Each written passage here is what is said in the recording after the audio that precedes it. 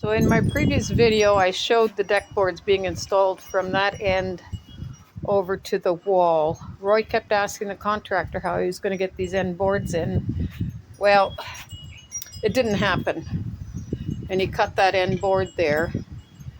So, and the next morning spent 2 hours trying to get the clips into the second board from the end here, and it didn't work.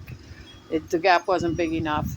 So they ended up using the grinder with a cutting disc to put some notches in the end board so that the starter clips could be used, because of course cutting it's flat, there's nothing for the starter clips to go in.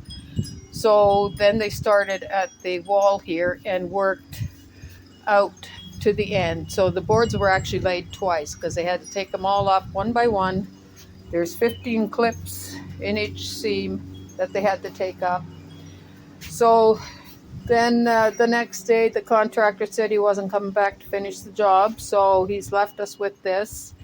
We did some research, found out that there should be at least a 1/4 inch gap at the end of each of these boards, and the longer the board, the bigger the gap should be. And as you can see, there is absolutely no gap on some of these boards. Some of them have a little bit of a gap. At the end, at the other end, we know they were fit right tight to the underneath the garage addition there.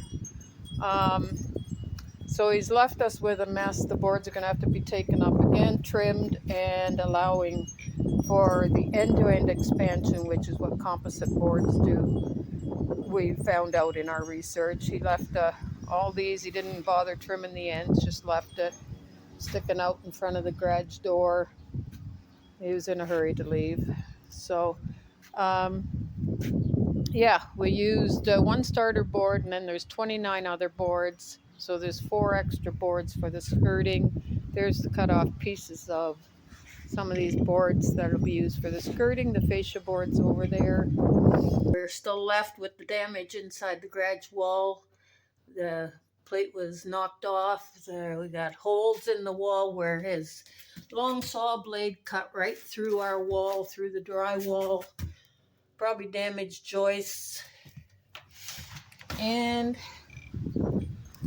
we have the hole in the siding to deal with there, where the saw blade came right through the siding. So we have a mess to clean up.